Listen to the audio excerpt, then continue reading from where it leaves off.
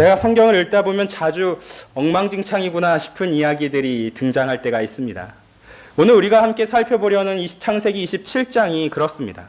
사실 이 창세기 27장은 하나님의 축복이 아버지로부터 아들에게 전달되는 아름다운 장면이 기록되어 있습니다. 저와 여러분들이 잘 알고 있는 이삭의 축복이란 복음성가만 하더라도 얼마나 신나고 아름다운 곡조를 갖고 있습니까? 하지만 성경 속에서 축복의 과정을 전체로 살펴보면 딱 엉망진창이란 말이 어울립니다.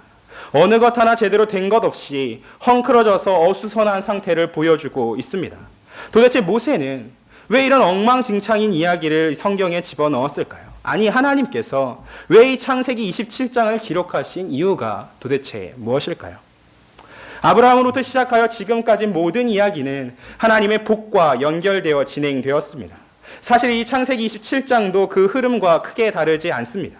하나님은 모든 언약 자손들에게 복 주시기를 기뻐하십니다. 사람들, 특히 신자들은 진실되게 하나님의 복을 또한 받고 싶어 합니다. 때문에 하나님은 자신의 백성들에게 창세기 27장을 통해 하나님의 복을 어떻게 받아야 하는지 알려주시고자 합니다. 이 창세기 27장에는 이삭, 리브가, 야곱, 에서 등 총 4명이 등장합니다. 그리고 하나님은 이 4명의 인물들을 통해 엉망진창 같은 이야기 속에서 보물과도 같은 하나님의 진리를 우리에게 허락해 주십니다. 여기에 기록된 4사람은 하나같이 하나님의 복을 다루는데 잘못된 모습을 보여줍니다. 그리고 이런 모습은 지금 우리들에게도 여전합니다. 하나님의 복을 얻고자 많은 신자들이 세상을 살아가면서 터득한 세상의 방식들을 통해 하나님의 복을 추구합니다. 하지만 오히려 이 문제들을 해결하기는커녕 더욱더 복잡하고 어렵게 만들 뿐이죠.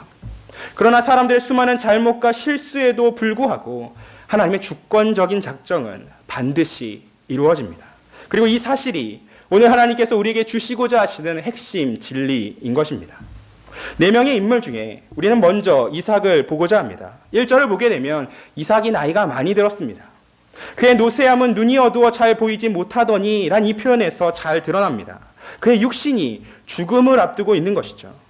어떤 신학자는 이삭은 아버지 아브라함처럼 노년에 존경할 만한 성품도 행복도 성공도 없었다라고 주장합니다.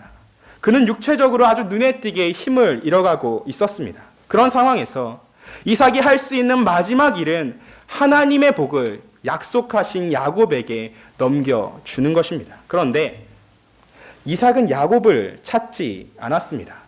조용히 자신이 제일 사랑하는 아들 에서를 불러드렸습니다. 그리고 이렇게 말합니다.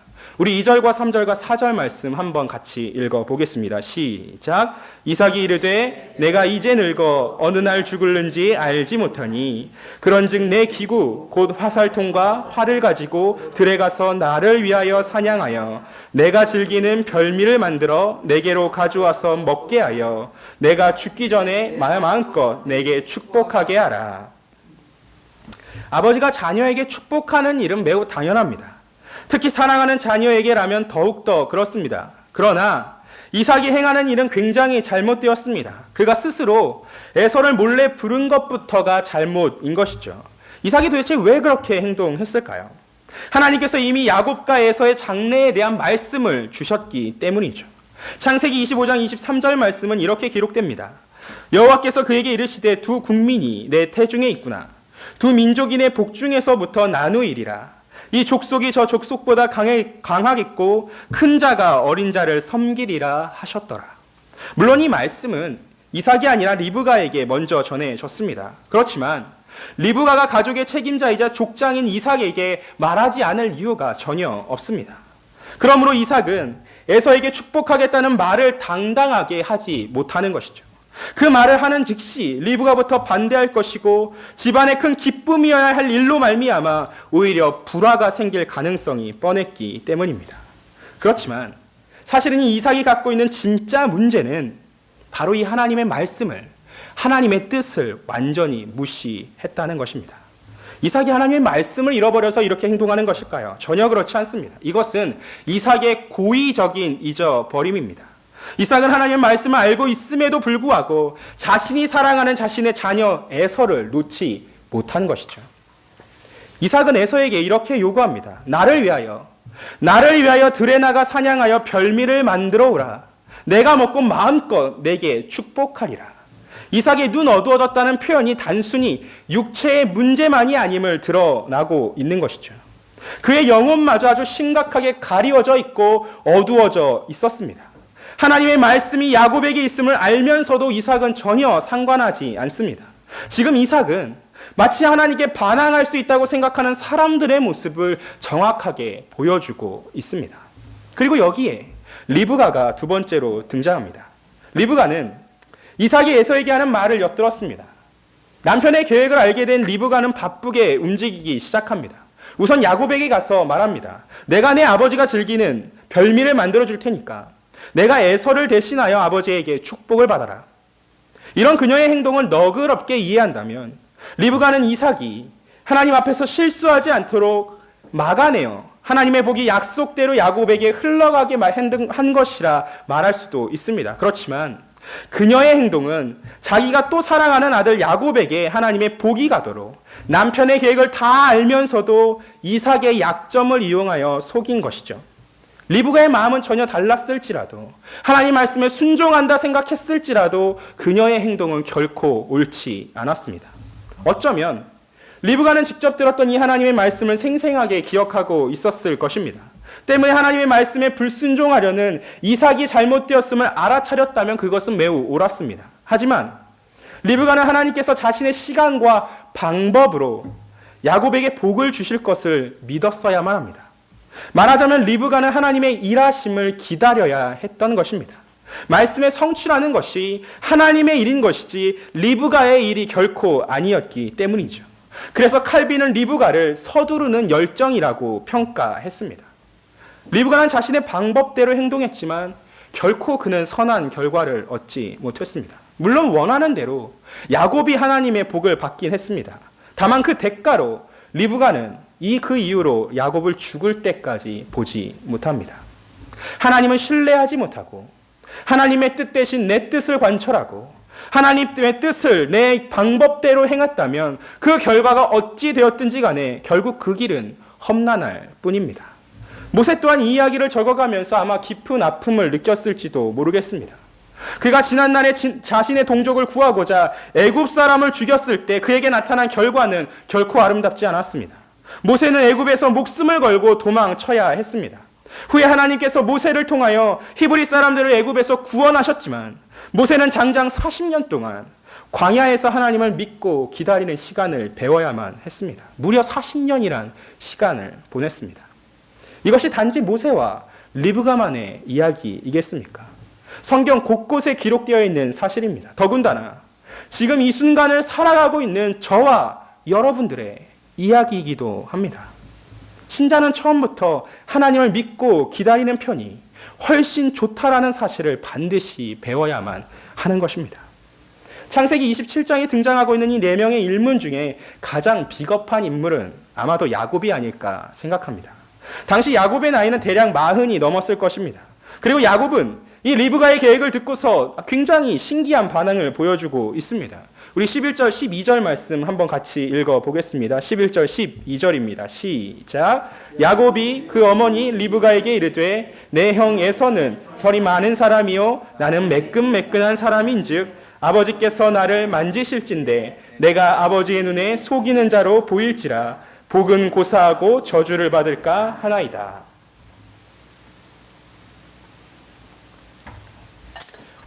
어머니 리브가의 거짓된 계획에 야곱은 머물거립니다. 아버지를 속이는 양심의 가책이나 하나님을 두려워하는 마음과 같은 것이 결코 아니죠. 야곱은 리브가의 계획대로 했다가 들통날 것이 두려웠을 뿐입니다. 할 수 없다고, 나는 이런 나쁜 짓을 할 수 없다고 야곱은 말하지 않았습니다. 단지 계획대로 잘 될까 싶은 그 의심과 아버지에게 혹시나 발각되고 나서 복이 아니라 저주를 받을까 싶은 두려움이 야곱을 주저하게 만든 것입니다. 이 야곱이 머뭇거리기 시작하자 리브가는 답답했는지 아주 단호하게 이야기합니다. 들키면, 네가 그렇게 했다가 들키면 내가 내 대신 저주를 받아줄게. 이렇게 당당하게 말할 수 있는 어머니 리브가도 대단하지만 야곱은 여기에서 한술 더 뜨고 행동하고 있습니다. 당시에 야곱의 나이가 40 정도였다고 말씀드렸습니다. 그런데 어머니 리브가의 이 호언장담에 주저하던 야곱이 곧바로 용기를 얻어서 이 거짓된 계획을 행동하기 시작합니다. 마마보이도 이렇게 심각한 마마보이가 없는 것이죠. 이삭, 리브가, 야곱, 그 누구 하나 지금 하나님을 전혀 생각하지 않습니다. 하나님의 복을 소망하고는 있지만 하나님과 전혀 상관없는 모습으로만 움직이고 있는 것입니다. 야곱은 계획대로 리브가가 해주었던 별미를 들고 손과 목에 염소 털을 붙이고 에서의 가장 좋은 옷을 입었습니다.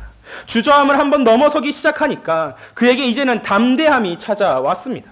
야곱은 이삭에게 내 아버지여 라고 부르며 장막 안으로 들어갔습니다. 아마 야곱은 나름대로 에서의 목소리를 흉내냈을 것입니다. 하지만 웬만치 똑같지 않으면 바로 티가 나는 것이 목소리입니다. 더군다나 이삭이 가장 사랑하는 아들 에서의 목소리를 모르겠습니까? 눈은 어두워졌어도 다른 감각은 여전히 살아 있습니다. 야곱이 부르는 소리에 이삭이 물어봅니다. 내가 누구냐? 내가 누구냐? 아주 시작부터 위태위태한 긴장감이 맴돌고 있습니다. 이삭은 동일한 이 질문을 2번이나 하고 있습니다. 그리고 야곱도 동일하게 대답을 2번 합니다. 창세기 27장 19절입니다. 야곱이 아버지에게 대답하되 나는 아버지의 맏아들 에서로소이다. 27장 24절입니다. 이삭이 이르되 내가 참 내 아들 에서냐? 그가 대답하되 그러하니이다. 야곱은 이삭의 계속되는 질문에 당황하지 않고 대답합니다. 이삭도 할 수 있는 한 지금 자기 앞에 선 인물이 누구인지 알고자 계속 의심하며 노력해봅니다. 내가 뛰어난 사냥꾼인 걸 알고 있었지만 어떻게 이토록 일찍 다녀올 수 있었느냐? 내가 과연 내 아들 에서인지 내가 너를 만져볼 것이다. 내 아들아 가까이 와서 내게 입맞추라. 그리고 야곱은 이삭의 의심을 한 번에 잠재울 만한 한마디를 던져버립니다. 우리 20절 말씀도 한번 같이 읽어보겠습니다. 시작. 이삭이 그의 아들에게 이르되 내 아들아 내가 어떻게 이같이 속히 잡았느냐? 그가 이르되 아버지의 하나님 여호와께서 나로 순조롭게 만나게 하셨음이니이다. 야곱은 자신의 거짓말을 완성하기 위하여 하나님의 이름을 사용합니다. 자신의 아버지의 약점이 무엇인지 정확하게 알고 있는 것이죠. 여기서 내가 하나님의 이름을 언급하면 우리 아버지는 더 이상 의심하기 어려울 거야. 이후에 등장하는 십계명에서도 분명하게 이 사실이 기록되어 있습니다. 하나님의 이름을 망령되이 일컫지 말라. 하나님의 거룩하신 이름을 함부로 사용하여 하나님의 영광을 더럽히는 죄를 짓지 말라는 뜻입니다. 그래서 유대인들은 하나님의 이름을 직접 부른 적이 한 번도 없습니다. 늘 다른 방식을 사용하여 에둘러 하나님을 표현해 왔습니다. 그런데 야곱은 지금 이 순간 거짓말을 완성하기 위하여 하나님의 이름을 사용하는데 두려워하지 않았습니다. 왜 그랬을까요? 빨리 일을 마치고 싶었기 때문입니다. 지체했다가는 곧 에서가 돌아오기 때문이죠. 그렇지만 이 야곱의 부정직한 이 말 속에서 우리는 놀라운 하나님의 은혜를 발견합니다. 비록 야곱은 잘못했지만 하나님은 그조차도 사용하시고 있기 때문입니다. 창세기 27장 내내 하나님은 단 한 번도 등장하지 않으십니다. 오직 야곱의 거짓말 속에 잠깐 언급될 뿐입니다. 그렇지만 하나님은 항상 이들과 함께 하십니다. 리브가와 이삭에게 주신 약속을 이루어 가십니다. 아무리 이 사람들이 불순종하고 속이고 자신들의 방법을 사용한다 할지라도 하나님은 야곱에게 복 주시겠다는 약속을 끝까지 성취하십니다. 저와 여러분들에게 주시는 은혜가 바로 이것이죠. 하나님의 주권 아래 하나님의 모든 계획들은 완성되었고 완성되고 있으며 완성될 것입니다. 그 어떤 사람의 방해와 환경과 공작에도 흔들리지 않습니다. 하나님의 계획은 결코 실패하지 않는 것이죠. 우리 각자에게 행하신 구원이 이 수많은 하나님의 계획의 증거 중에 가장 큰 증거일 것입니다. 하나님께서 영원 전부터 세운 계획이 주 안에서 이루어졌습니다. 하나님께서 여러분들에게 구원을 베푸실 때 여러분들이 처음부터 그 구원을 기쁘게 받으셨습니까? 아마 그렇지 않았을 것입니다. 죄인으로 태어나서 죄인답게 하나님을 멀리하고 하나님을 증오하며 하나님을 거부하며 살았습니다. 모태신앙이라는 말에 속아서 교회를 다니면서 신앙생활에는 익숙했겠지만 진실로 내가 내 마음 가운데 하나님을 받아들인 적이 없었습니다. 내 영혼의 회개나 회심은 중요하지 않았습니다. 오로지 이 땅에서 하나님의 복과 도우심 가운데 얼마나 내가 호의호식하며 살 수 있는가가 중요했습니다. 마치 하나님을 내 삶의 풍요로움을 위한 요술램프의 진이처럼 이용해 왔습니다. 하나님의 이름을 망령되이 일컫는데 우리도 야곱처럼 주저하지 않았습니다. 그런데 그 모든 죄악에도 불구하고 하나님께서 우리를 이 어둠의 구렁텅이에서 건져내어 주셨습니다. 이삭처럼 불순종했고 리브가 야곱처럼 거짓을 일삼았으며 에서처럼 외적인 부요만을 갈망했음에도 하나님이 우리를 건져 주셨습니다. 도대체 이유가 무엇이겠습니까? 하나님께서 이미 그렇게 하시기로 계획하셨기 때문입니다. 드디어 야곱은 이제 이삭으로부터 그토록 바라던 축복을 받습니다. 우리 26절, 29절까지 같이 읽어보겠습니다. 시작. 그의 아버지 이삭이 그에게 이르되 내 아들아 가까이 와서 내게 입맞추라. 그가 가까이 가서 그에게 입맞추니 아버지가 그의 옷에 향취를 맡고 그에게 축복하여 이르되 내 아들의 향취는 여호와께서 복주신 밭의 향취로다. 하나님은 하늘의 이슬과 땅의 기름짐이며 풍성한 곡식과 포도주를 내게 주시기를 원하노라. 만민이 너를 섬기고 열국이 내게 굴복하리니 내가 형제들의 주가 되고 내 어머니의 아들들이 내게 굴복하며 너를 저주하는 자는 저주를 받고 너를 축복하는 자는 복을 받기를 원하노라. 아멘. 이삭의 축복은 단순히 아버지가 아들에게 주는 덕담이 아닙니다. 아브라함으로부터 이어져온 하나님의 살아있는 약속입니다. 하나님의 구원 아래 하나님을 품고 사는 자들이 얼마나 이 땅에서부터 풍요로울 수 있는지를 알려주는 하나님의 복의 확언인 것이죠. 이삭은 그래서 마지막 순간까지 이 축복을 참아내었습니다. 두 번 다시 할 수 있는 일이 아니었기 때문이죠. 하나님의 복이 자신의 입술을 통하여 말이 되어 나가는 그 순간에 하나님께서는 반드시 그것을 이루실 것임을 믿었기 때문입니다. 그러므로 이삭은 에서에게 복을 주고자 그토록 의심하고 신중했던 것입니다. 나중에 에서가 와서 이 모든 상황을 깨닫고 난 후에 이삭에게 간절히 매달려도 이삭은 이제 어찌할 도리가 없었습니다. 그때 이삭은 심히 크게 떨며 자신이 하나님 앞에서 그동안 어떤 잘못을 행하고 있었는지를 깨달았습니다. 에서에게 복을 주지 못했다는 잘못이 아니라 자신이 하나님 앞에서 얼마나 큰 불순종 가운데 있었는지를 깨달은 것이죠.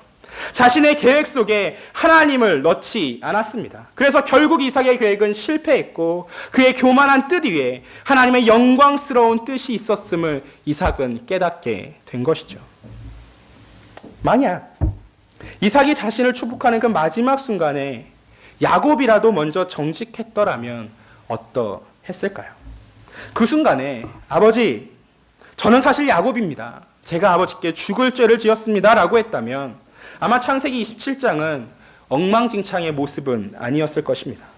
리브가가 거짓 계획을 세우고 야곱을 부추기지 않았다면 어떠했을까요? 이삭이 에서에게 축복하기로 한 그 마음을 자신이 먼저 하나님의 말씀 앞에서 돌이켰으면 어떠했겠습니까?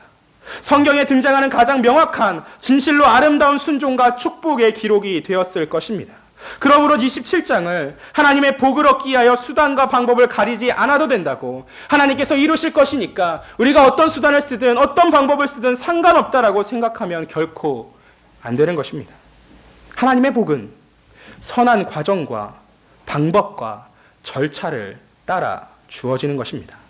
하나님은 당신의 그 귀한 복을 하나님의 때에 하나님의 방법으로 주십니다. 그러므로 우리는 하나님을 믿고 그분을 기다려야 합니다. 우리의 이 두 눈으로 볼 때에 모든 것이 끝난 것 같을지라도 하나님의 그 신실하심을 붙잡고 참음으로써 기다려야 하는 것입니다. 하나님에 대한 신뢰와 기다림이 아니라 자신의 방법으로 하나님의 말씀을 성취하는 것처럼 거짓으로 복을 얻었지만 야곱은 물론이거니와 모든 가족들은 오래도록 그 복을 누릴 수 없었습니다. 이삭은 형제의 다툼을 얻었고 리브가는 야곱을 보지 못하고 야곱은 가족들을 20년 동안이나 떠나야 했고 에서는 자신의 형제였던 야곱을 죽이고자 하는 마음을 품었습니다. 가족 전체가 오히려 이 축복의 일들을 통하여서 갈래갈래 찢어지고 평안을 잃어버렸습니다. 특히 야곱은 애굽의 바로에게 지난날을 상기하면서 험악한 세월을 보냈다 할 정도로 힘겨운 고통을 겪었습니다. 복을 얻었지만 오랜 시간 그 복을 하나도 누리지 못했습니다. 하나님께서 약속했으나 하나님의 방법대로 복을 얻지 못할 때 반드시 아픈 대가를 지불해야 한다는 사실을 기억하시기를 소망합니다. 그러므로 사랑하는 여러분, 이 땅을 믿음으로 살아가면서 견디고 인내하며 하나님의 복에 바르게 참여해야 합니다. 내가 먼저 서둘러서 손을 뻗으면 마치 얻는 것 같지만 오히려 시간은 더 지체될 것이고 아무것도 제대로 누리지 못함이 대부분의 현실이기 때문입니다. 그러나 사람이 아무리 다투고 갈등하고 속이는 그런 엉망진창 가운데 있다 할지라도 하나님의 작정은 반드시 이루어집니다. 사람들이 저마다 욕심을 따라 행동하는데도 하나님은 그들의 비틀린 삶의 방식에 조금도 영향을 받지 않으시며 오직 인격적으로 하나님의 계획과 목적을 완벽하게 성취해 가십니다. 저와 여러분들의 허물과 잘못과 악함에도 불구하고 하나님의 그 뜻은 실패함이 없이 진행되어 마침내 종국에는 선으로 드러나게 될 것입니다. 사랑하는 성도 여러분, 하나님이 주셔야만 참된 복인 것입니다. 창세기 27장의 잘못들을 굳이 우리의 인생에서 이제는 반복할 필요는 없습니다. 하나님의 때와 방법이 아니고서는 도리어 오랜 세월 하나님의 복이 지체되길 뿐이기 때문이죠. 하나님은 중심이 온전한 하나님을 향한 자를 지금 이 순간에도 찾고 계십니다. 하나님을 온전히 마음으로 향하고 하나님만을 기다리는 사람을 지금 이 순간에도 기대하고 계십니다. 물론 이 땅을 살아가면서 하나님을 기다린다라는 사실이 매우 어려울 것입니다. 현실의 어려움이라는 것이 파도처럼 밀려오면 더욱더 그렇습니다. 그렇지만 기다리셔야만 합니다. 하나님께서 정확한 때에 쓰실 수 있도록 나의 생각과 말과 행동을 하나님께 다 내어 맡길 수 있어야만 합니다. 나름 잘 달렸다고, 어떻게든 달렸다고 해서 결승점에 먼저 도착하는 것이 아니기 때문입니다. 오직 하나님의 말씀을 붙들고 하나님을 믿으며 기다리는 것이 가장 빠르고 확실하게 하나님의 복에 이르는 방법인 것이죠. 그러므로 이 말씀을 마지막으로 반드시 기억하시기를 소망합니다. 하나님이 바라시는 일을 행하는 것이 우리에게 가장 좋은 것입니다. 하나님이 바라시는 일을 행하는 것이 우리에게 가장 좋은 것입니다. 그래서 다윗은 시편 37편 7절을 통하여 이렇게 고백합니다. 여호와 앞에 잠잠하고 참고 기다리라. 자기 길이 형통하며 악한 꾀를 이루는 자 때문에 불평하지 말지어다. 사랑하는 성도 여러분, 여호와 앞에 잠잠하고 참고 기다리시는 우리 올고등교회 모든 성도들 되셔서 하나님의 복을 정확하고 충만히 누리게 되시기를 간절히 소망합니다.